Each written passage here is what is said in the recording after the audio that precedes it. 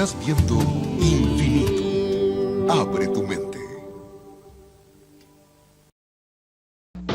El mundo está poblado de misterios aún indescifrables, de sueños imposibles hechos realidad, de sucesos que resisten cualquier explicación, de incidentes reñidos con la lógica, de enigmas, de quimeras, de asombro.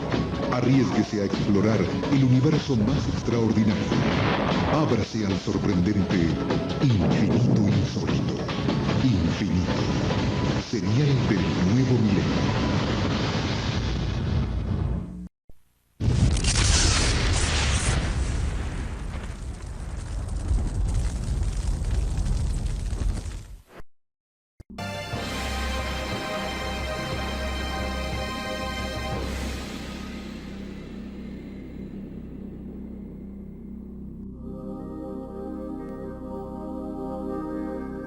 El acertijo más antiguo. ¿Qué fue primero, el huevo o la gallina?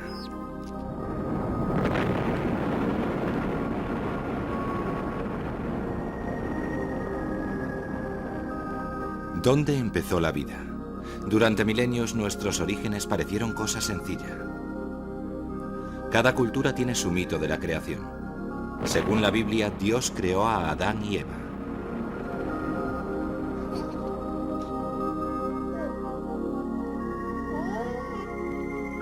En el siglo XX hubo que reescribir los libros de texto.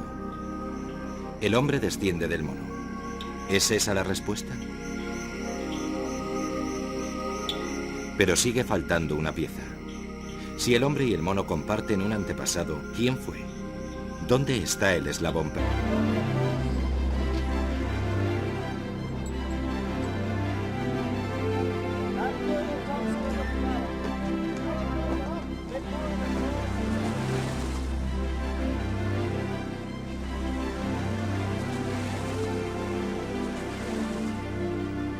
En 1834, el Beagle ponía rumbo a las Islas Galápagos, 600 millas al oeste de Sudamérica, llevando a bordo al biólogo Charles Darwin en busca de especies animales.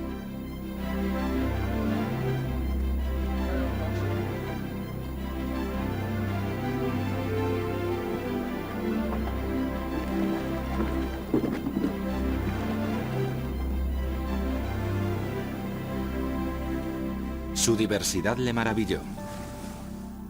¿Cómo habían llegado allí esos animales? ¿Cómo habían crecido y sobrevivido?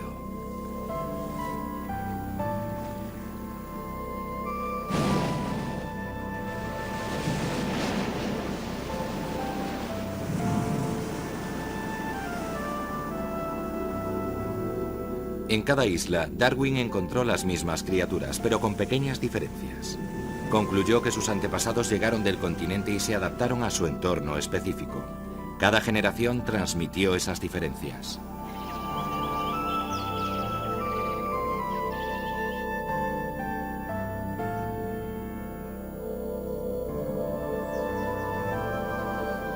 ¿Encontró Darwin la primera pieza del rompecabezas evolutivo?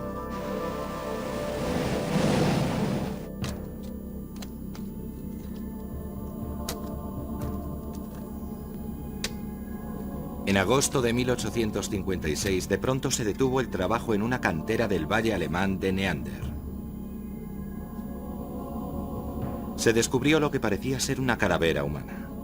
Un estudio detallado reveló unos rasgos insólitos. Tanto por su configuración craneal como por la ósea. La prensa atribuyó los rasgos simiescos a una anormalidad patológica, o incluso a la cabeza de un enemigo, un cosaco tal vez. Desde luego no era del todo humano. ¿Cuál fue la importancia del hallazgo? ¿Podría ser la primera pista sobre los orígenes de la humanidad?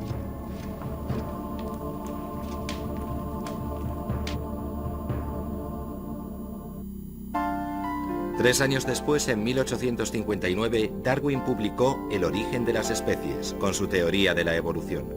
Osaba afirmar que el hombre descendía del mono. No se podía seguir descartando la calavera de Neander como si fuera de un monstruo.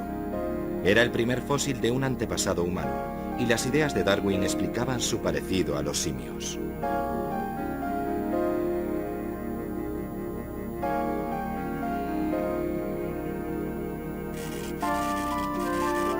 Con esta idea de la evolución, se pensaba que el hombre de Neandertal era anterior al hombre moderno.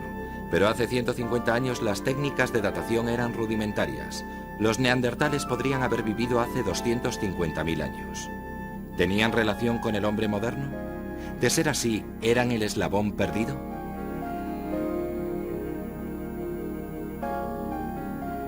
En la época de Darwin abundaban los amantes de la ciencia que coleccionaban y catalogaban todo lo que se moviera y buena parte de lo que no se mueve. Los más visionarios aceptaban la evolución, pero de ahí a descender de los monos.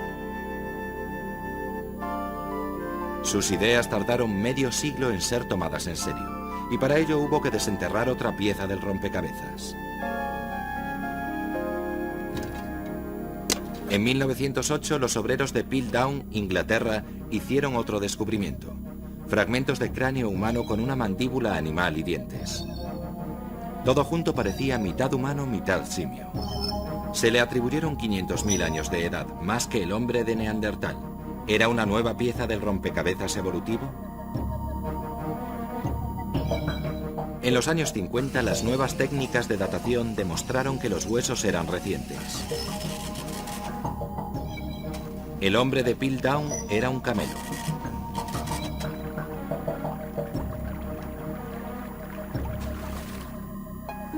¿Cómo habían podido engañar a los científicos? Un joven científico trabajaba solo por la noche en su laboratorio de Londres. Tomó un cráneo humano, unas cuantas herramientas rudimentarias. Lo hizo añicos y luego lo sirvió en una solución yodada, añadiendo la mandíbula de un orangután.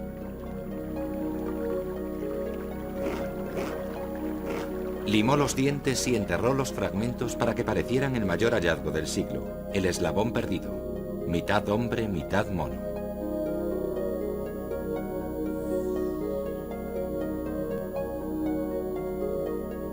Su falsa pista retrasó varios años el trabajo científico, durante los que los arqueólogos no avanzaron en la búsqueda de nuestro antepasado.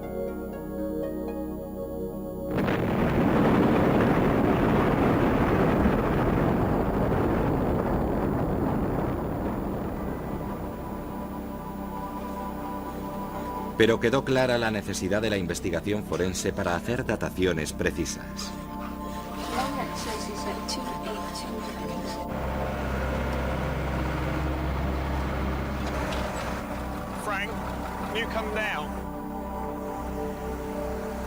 En este yacimiento de Boxgrove, Inglaterra, se estudia y fecha meticulosamente cada fósil. La formación de las propias rocas es como un mapa que permite datar con precisión los fósiles encontrados en cada capa. A medida que subo esta escalera avanzo en el tiempo. Aquí está el final de la fase de arena marina, cuando el mar llegaba hasta el acantilado. Más arriba tenemos estos sedimentos, limos y arcillas, llamados lodos. La arqueología se encuentra al fondo de los lodos, entre estos y las arenas.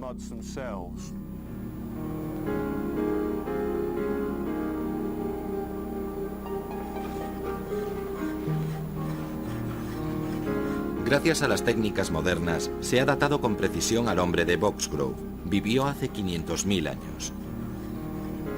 Es el antepasado que los británicos no encontraron en Piltdown 90 años antes. Este descubrimiento dio otra pista sobre nuestra evolución: la evidencia del Homo erectus, un antepasado distinto y más antiguo que el hombre de Neandertal, pues data de hace 2 millones de años. ¿Era el Homo erectus el eslabón perdido en la línea de unión entre los hombres modernos y los monos? Pero se seguía sin conocer su origen.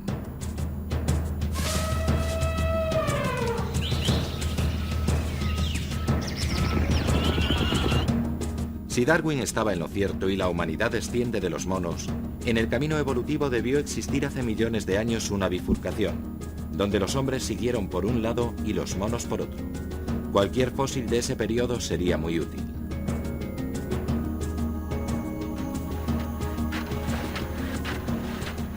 El material de Kenia, atribuido a la especie Australopithecus anamensis, se remonta casi al comienzo del linaje homínido, hace 4 millones de años. Criaturas con dientes casi humanos, con esmalte muy grueso, molares grandes, incisivos más bien pequeños y mandíbulas potentes, combinados con una tibia y un húmero de tipo humano. Creo que tenemos la prueba de la existencia de un homínido hace 4 millones de años.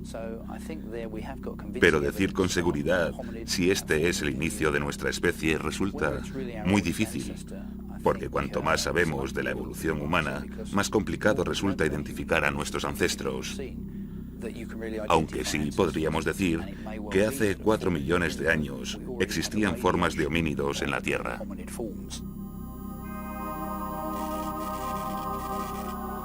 ¿Fue este australopiteco fósil nuestro primer antepasado? ¿El eslabón perdido? Si no es así, ¿cuánto debemos remontarnos en el tiempo?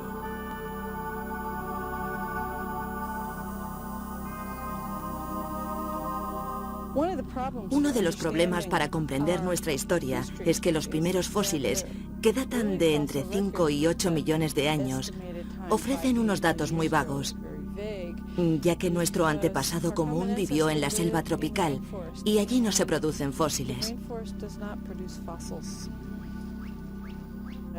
Solo encontramos fósiles a partir de su paso a la sabana, el hábitat más seco de África.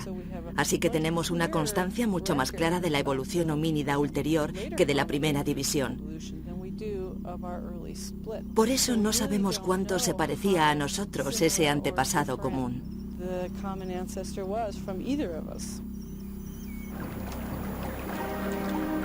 En el río Biloxi, cerca de Glen Rose, Texas, hay huellas humanas relativamente modernas junto a huellas de dinosaurio.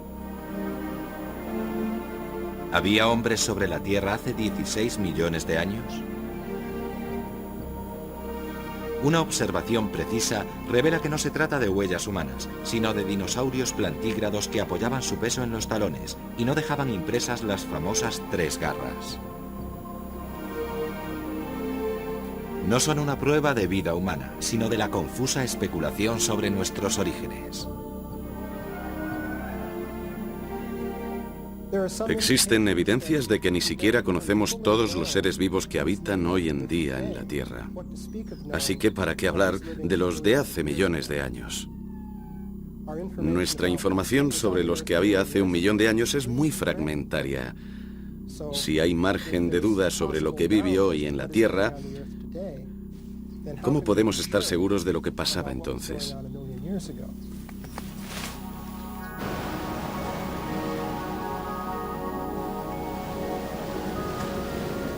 Ha surgido la teoría de que los hombres comparten más características vitales con mamíferos acuáticos que con otros mamíferos. La orientación de las aletas de nuestra nariz y nuestros folículos capilares parecen diseñados para vivir dentro y fuera del agua. ¿Señala esto un origen acuático del hombre moderno? ¿Fuimos monos acuáticos que dejaron el mar para convertirse en seres humanos?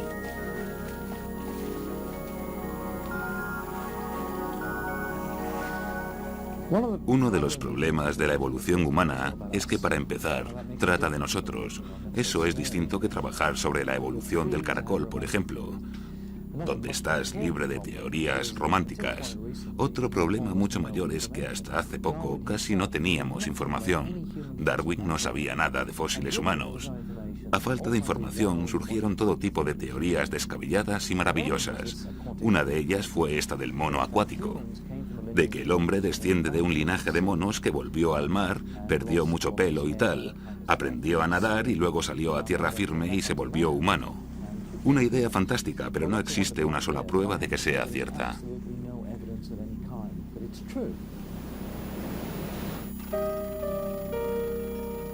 Por locas que sean las teorías, a veces orientan la búsqueda de pruebas, pero las pruebas fósiles son más útiles. El paleontólogo Donald Johansen y su equipo dieron con un hito decisivo que se remonta a hace más de 3 millones de años, y al que apodaron Lucy. El esqueleto de Lucy apareció en Etiopía en 1974 y fue el primer esqueleto completo que tuvimos de un homínido muy antiguo, de hace 3 millones de años. Eso nos acerca al periodo en que creemos que divergimos de la estirpe simia y que pudo producirse hace 5 millones de años. Así que Lucy está a mitad del camino de esa división entre nosotros y los monos.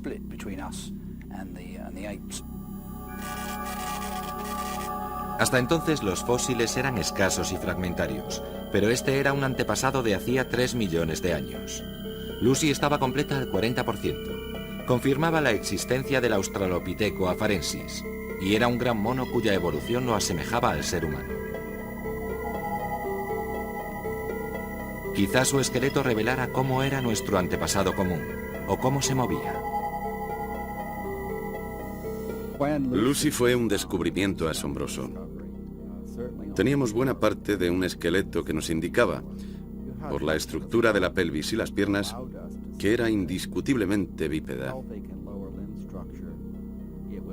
No exactamente humana, pero sí más cercana al hombre que a cualquiera de las características de un simio.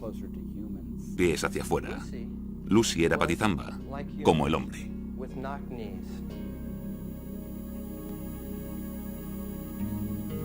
Un estudio reciente del esqueleto de Lucy revela las etapas evolutivas hacia el Homo erectus. La opinión tradicional sostiene que cuando nuestros antepasados bajaron de los árboles, caminaban medio agachados, con las rodillas y la cadera doblada. Solo más adelante se irguieron totalmente sobre las piernas estiradas. Pero cuando los científicos escanearon los huesos de Lucy y analizaron con un modelo informático en 3D las fuerzas de los miembros inferiores al caminar, la simulación demostró que la imagen tradicional no encajaba. Si Lucy hubiera caminado como un chimpancé, se habría caído una y otra vez. Podía andar con las rodillas dobladas, pero eso no sería eficiente desde el punto de vista energético. Probablemente caminó erecta sobre sus piernas estiradas, igual que nosotros. Creo que estamos predispuestos a erguirnos desde nuestra herencia arbórea. Según la opinión clásica, fue el balanceo entre árboles lo que hizo erguirse a los monos. Creo que nuestros comienzos como bípedos tienen mucho más que ver con los gibones. Esos monos que se columpian con los brazos, pero también se ponen sobre 2 pies para correr por las ramas o erguirse para alimentarse. Suben y bajan por troncos y lianas. No bajan a menudo al suelo y trepan mucho verticalmente. Los estudios energéticos indican la energía consumida por cada tipo de locomoción y revelan que un gibón que trepa verticalmente o corre por una rama sobre 2 pies consume mucha más energía que ese mismo gibón corriendo en el suelo sobre 2 pies. Así que si ya eres bípedo en los árboles como los gibones, bajar a tierra te da ventaja, porque consumes menos energía andando sobre el suelo. ¿Así evolucionó el hombre a partir del mono? ¿Es Lucy la llave del eslabón perdido, no un mono cuadrúpedo, sino una criatura erecta? Eso aclaraba el viaje evolutivo hacia la bipedación, pero quedaba por confirmar la datación de este cambio.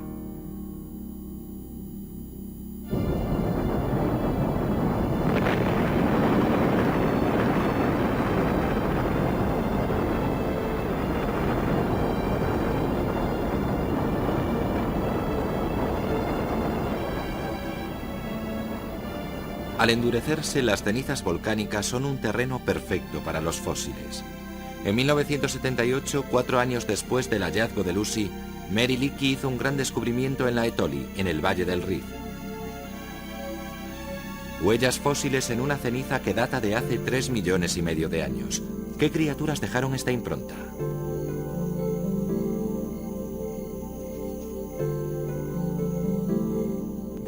Lo interesante de estas huellas es lo humanas que son. Algo que nadie esperaba de hace 3,5 millones de años. Estas huellas nos dicen cuanto menos que en ese periodo el pie estaba totalmente adaptado para andar despacio sobre 2 pies. No indican qué ocurría más arriba de los pies, pero podemos inferir la estructura pélvica que permite tener pies así. Esta es la huella de una persona que nunca se ha calzado, del grupo Machagenga del Amazonas peruano. Encaja con la huella fósil,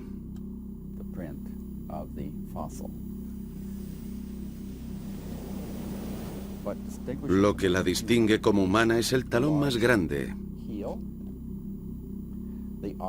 el arco longitudinal en la cara media del pie, que es exclusivo del ser humano, y que el dedo gordo sea el que más se hunde al abandonar el sustrato.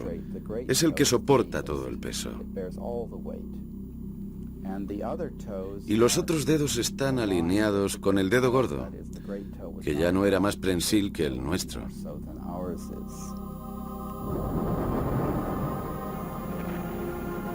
Algunos científicos estiman que estas huellas se parecen más a las del hombre moderno que a las de una criatura como Lucy. Si la evolución fue un solo camino gradual, ¿cómo puede haber convivido en la Tierra un hombre moderno con el Australopiteco? Del Homo erectus. Ahora podemos elegir entre 7 especies de Australopiteco y 8 especies de Homo. Regresaremos con más Infinito Insólito.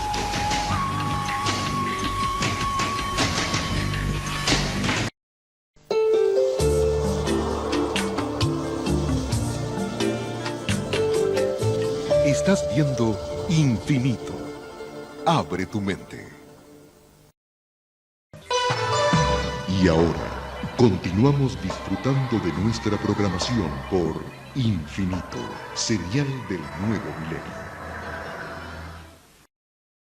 Continuamos con Infinito Insólito.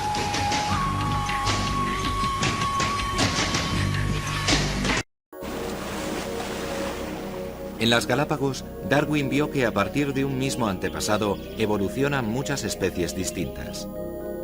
Pero en materia de evolución humana, se supuso que había una línea directa entre el mono y el hombre. ¿Convivieron simultáneamente en el planeta varias especies humanas? Se supone que las formas humanas avanzadas no pueden coexistir con sus llamados antepasados primitivos. Eso por no hablar de vivir antes que ellos. Pero lo cierto es que hay muchas pruebas de que fue así. Existen hallazgos arqueológicos que indican que seres humanos anatómicamente modernos vivieron antes incluso que sus supuestos antepasados.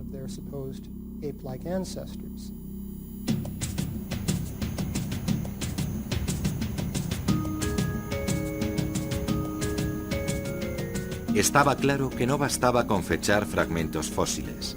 La ciencia necesitaba otras pistas. Un año después de la Etoli, en el este africano aparecía un fósil crucial. Clasificado como Homo erectus y fechado en 1,6 millones de años, brindaba la información necesaria para identificar al eslabón perdido. La evolución con respecto a Lucy era su mayor altura y el tamaño del cráneo, que sugería un cerebro más grande. Por la postura de los primeros australopitecos, se trataba básicamente de un mono bípedo. Lo que cambia al pasar al Homo erectus es que buena parte de su esqueleto se ha adaptado a una zancada más larga y a un cuerpo más grande. Y ese mayor tamaño del Homo erectus, que vemos por ejemplo en el niño de Nariocritomal, de hace entre 1,6 y 1,7 millones de años, necesita más energía. Así que, sin entrar en variaciones de comportamiento, solo la mayor estatura requiere un 45% más de energía que para mantener un cuerpo del tamaño de Lucy.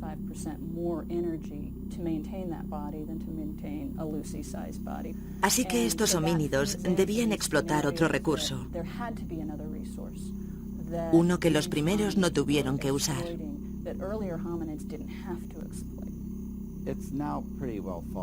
Según la constancia fósil, está claro que los homínidos, la familia a la que pertenecemos, se volvieron bípedos, condición imprescindible para ser homínido, al menos 1 millón de años antes de fabricar la primera herramienta de piedra. Así que hay que esperar todo 1 millón de años, desde 3,5 a 2,5 millones, para encontrar las herramientas de piedra más rudimentarias. Puede que las usaran de madera y otros materiales, Pero debemos atenernos a lo que tenemos. Y luego empezó la expansión del cerebro, que a la gente le gusta asociar a la producción y uso de herramientas.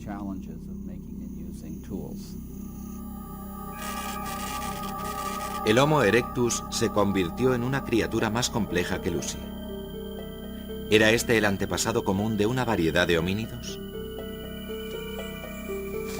Desde luego, los chimpancés son capaces de fabricar y utilizar herramientas. ¿Fueron distintos los primeros homínidos?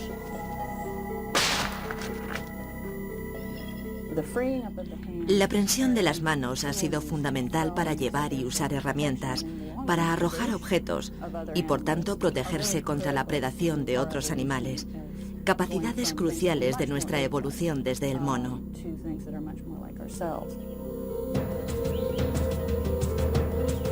Los cambios evolutivos sufridos por el erectus encajan con el cambio de comportamiento, que conjuga el tamaño del cerebro, la mayor ingestión de energía, el uso de herramientas y la caza.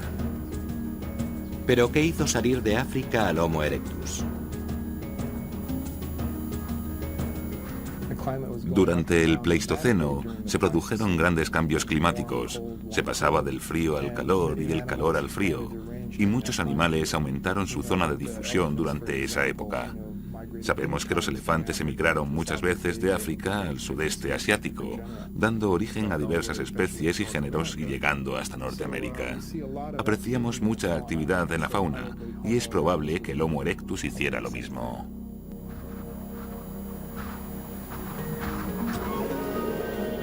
Java, este de Asia. Hace más de 1 millón de años el Homo erectus también vivió aquí.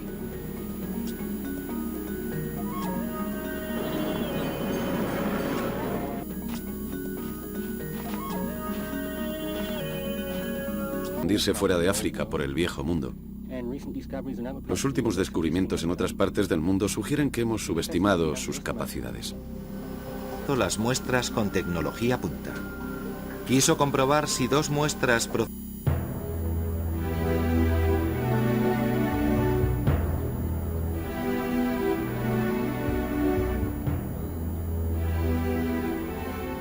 ...1995... Montañas Harz, Alemania. Junto a una mina a cielo abierto, los arqueólogos excavan un yacimiento que data de 400.000 años.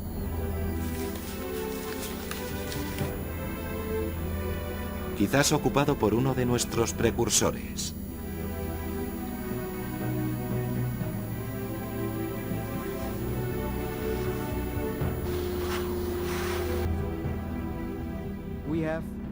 Desde otoño del 94 hemos excavado más de 1.400 metros cuadrados y sacado unos 20.000 objetos.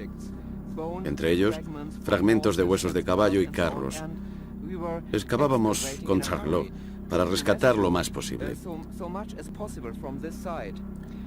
Una semana antes de que nos alcanzara esa gran máquina, hallamos el primer utensilio de madera.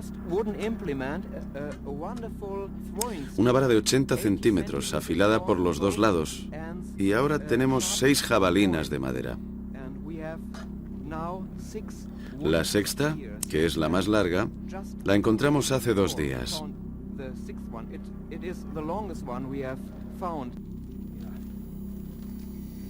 Seis jabalinas de madera enterradas en el lodo han cambiado nuestra visión de la inteligencia prehumana. Sabemos que cuando vivía aquí el Homo erectus, esto era un paisaje abierto, con prados y bosques de abedules, pinos y picéas.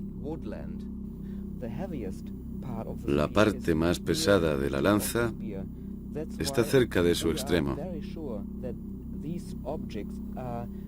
Por eso sabemos que no se trata de lanzas, sino de verdaderas jabalinas arrojadizas, bien equilibradas y difíciles de hacer.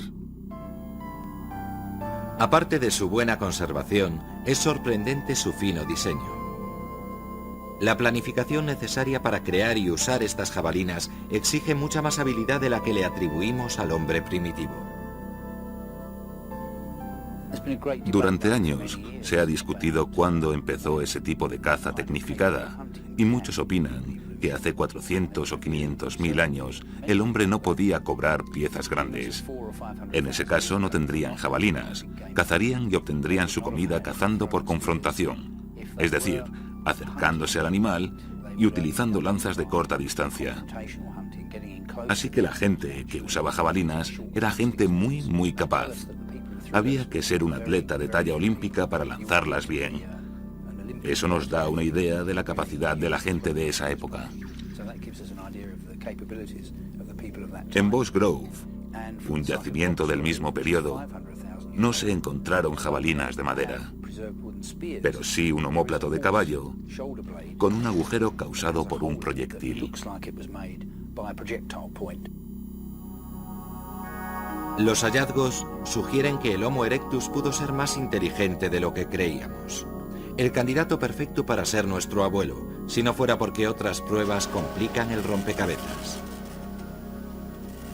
Carl Schweitzer evaluó no solo la antigüedad del primer Homo erectus de Java, sino también su supervivencia en la isla. La respuesta fue una auténtica sorpresa. Es difícil saber lo jóvenes que llegaron a ser. Las primeras estimaciones apuntaban que vivieron hasta hace unos 40.000 años, algo tan sorprendente que creímos equivocarnos. Así que repetimos con dos yacimientos distintos, Sandelmecan y Yigar, para comprobarlo. Los resultados coincidían. Todos variaban entre 38.000 y 50.000 años. Ya no teníamos razones para ponerlo en duda, así que ampliamos considerablemente la edad del Homo erectus. A nadie se le ocurriría soñar con la coexistencia del Homo erectus y el Homo sapiens. Es totalmente contrario al dogma. Así que cuando Carl Schweitzer me contó las fechas que había encontrado, me dije, vaya carrerón el mío. Pues como antropóloga, estoy diciendo que hasta aquí llega el Homo erectus, y resulta que había Homo erectus morfológicos viviendo al mismo tiempo que el hombre moderno. Algo sumamente revolucionario.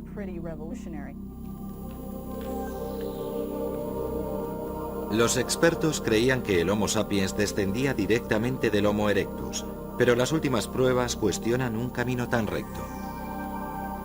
El eslabón perdido seguía siendo huidizo. En 1856, el hombre de Neandertal fue proclamado padre del Homo sapiens.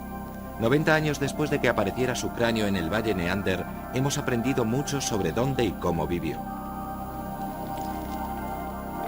No era el salvaje y reflexivo de la mitología popular. Los hallazgos hablan de comunidades organizadas, con ritos funerarios y demás. A nivel social, bien podría haber sido él nuestro antepasado directo. Esto se pensó hasta que apareció un nuevo medio de prueba, la genética. Cada forma de vida se rige por una fórmula que consiste en una espiral de moléculas de ADN que hay en las células de todo ser vivo. El código de una célula humana contiene entre 50.000 y 100.000 instrucciones llamadas genes. Ahora podemos seguir el rastro de las características heredadas.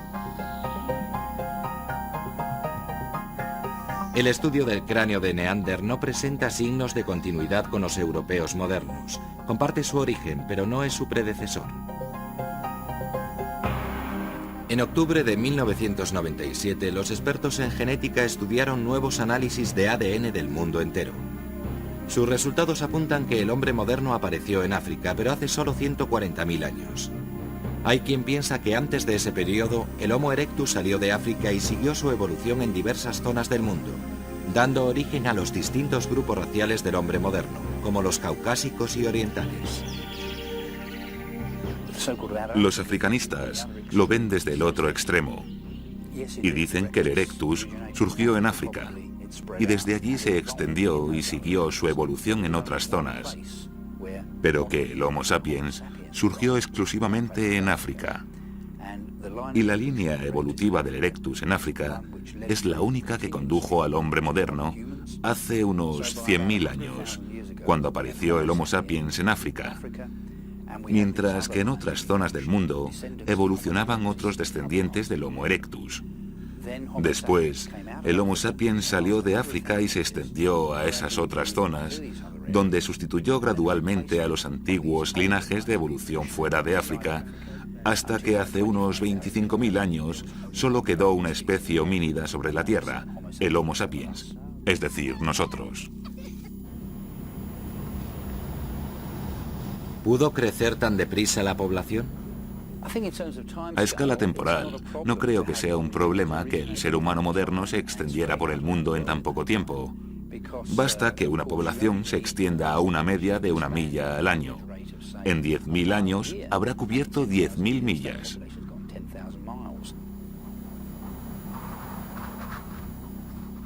Si retrocedemos más en el tiempo, en África hay fósiles como este, del yacimiento marroquí de Jebel Hout, que tiene al menos 150.000 años. Presenta una mezcla de características primitivas y avanzadas. En algunos aspectos parece un cráneo moderno, pero en otros parece primitivo. África es el único lugar que tiene fósiles de transición de la morfología premoderna a la moderna. He estudiado las secuencias del gen betaglobina, y entre las que se encuentran solo en Asia, hay una mucho más antigua de lo que cabría esperar. Nuestras estimaciones apuntan a hace 200.000 años.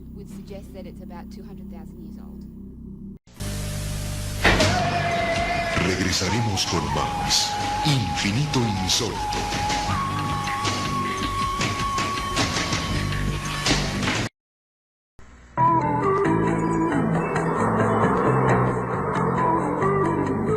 Estás viendo Infinito. Abre tu mente.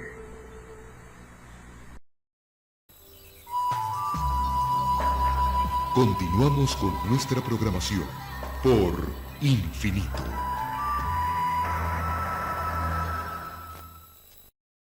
Continuamos con Infinito Insólito.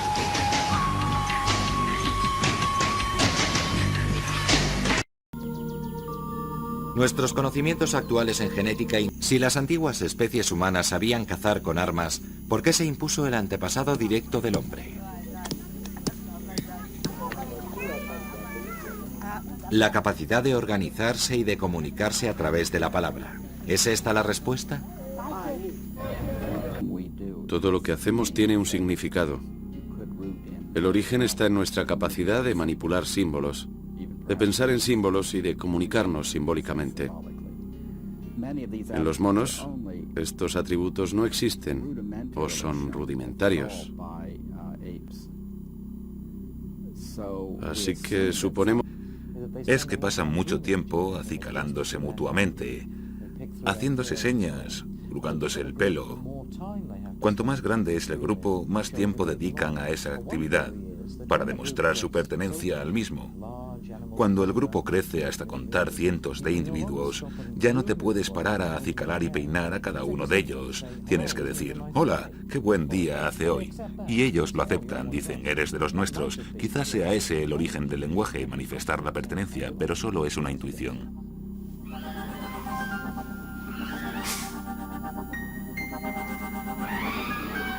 Siempre se ha pensado que lo que diferencia al hombre del mono es la inteligencia, la capacidad de comunicarse y socializarse.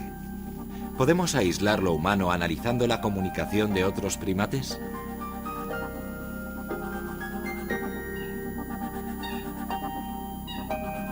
Roger Fouts lleva años observando a los chimpancés y su proyecto pretende enseñarles el lenguaje americano de los signos. Aquí está Chachi moviéndose y Wasu sentado. Ella hace una seña, limpia. Se despide de Wasu y luego señaliza que es hora de comer. También modula sus signos. Deprisa, limpiar, salir, salir, salir. Y observen el contacto visual. Limpiar, tiempo, tiempo, comer, comer, comer.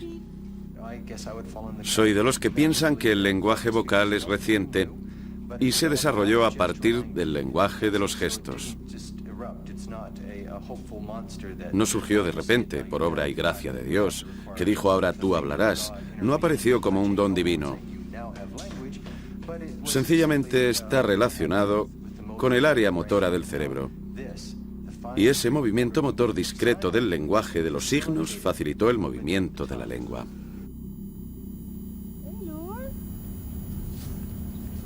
Pero existe otra rama de chimpancés. ¿Podrían aclararnos el origen de la comunicación? Tenemos comportamientos comunes interesantes, como el sexo no reproductivo, los encuentros cara a cara, el uso de la mirada, su increíble capacidad de aprender un lenguaje.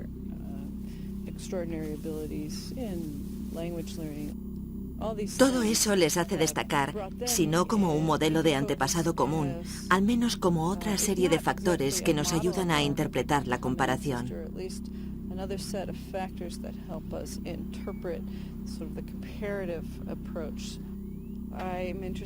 Me interesa saber cuándo establecen contacto visual, cuándo lo evitan, cuándo siguen la mirada del otro, de modo que si uno mira a lo lejos, el otro primero le mira y luego sigue su mirada.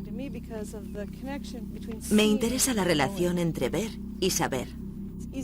Es fácil dar explicaciones antropocéntricas en función del comportamiento humano. Pensar, por ejemplo, que los animales piensan lo que otros animales piensan. El concepto de pensar sobre el pensamiento se llama teoría de la mente, algo que se desarrolla en el ser humano hacia los 3 o 4 años. Me gustaría saber si estos animales tienen una teoría de la mente. Se trata de saber si chimpancés y bonobos tienen la capacidad del pensamiento complejo. De ser así, quizás seamos más parecidos a nivel intelectual. El motor del aprendizaje y de la evolución parece estar relacionado con la capacidad de comprensión, y en especial por la conciencia de uno mismo. Pero, ¿cómo influye en la adquisición del lenguaje? Hemos descubierto que, como los niños, los chimpancés tienen el deseo intrínseco de adivinar qué va a pasarles a continuación. Les gustaría que su mundo fuera previsible. Si van a salir de paseo, si van al río, les gustaría saber esas cosas, sobre todo cuando son muy jóvenes. Por eso tienen el deseo intrínseco de averiguar en qué consiste el lenguaje. Todavía no podemos decir de dónde venimos, cómo empezamos, quién fue nuestro antepasado. Van encajando, no tanto gracias al hallazgo de fósiles como al análisis de nuestros genes. La genética nos dice más sobre nuestras similitudes y diferencias con otras especies, sobre ese 1,2% indefinible que todo lo cambia. Sabemos que descendemos de otros primates, pero también sabemos que a partir de un momento dado,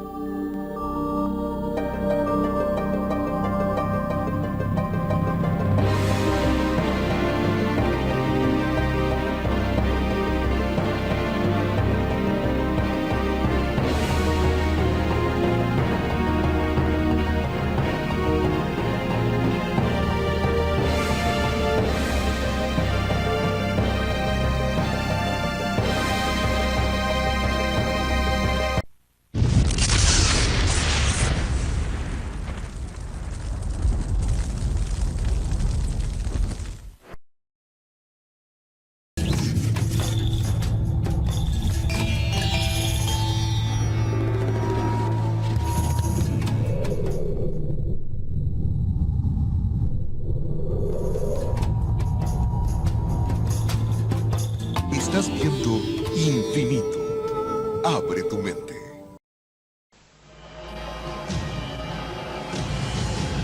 Cada minuto, de cada hora, de cada día, ocurren eventos inexplicables. Incidentes, fenómenos, encuentros, ritos, experimentos.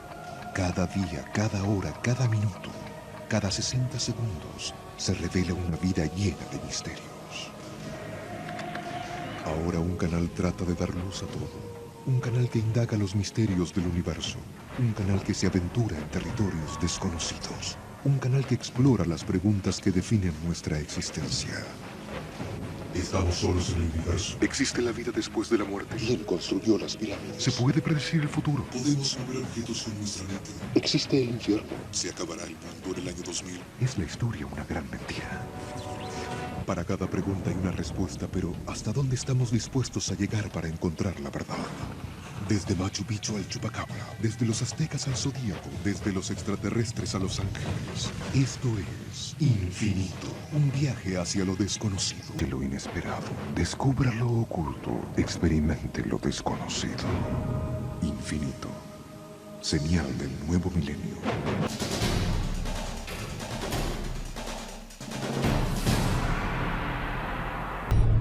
Abre tu mente.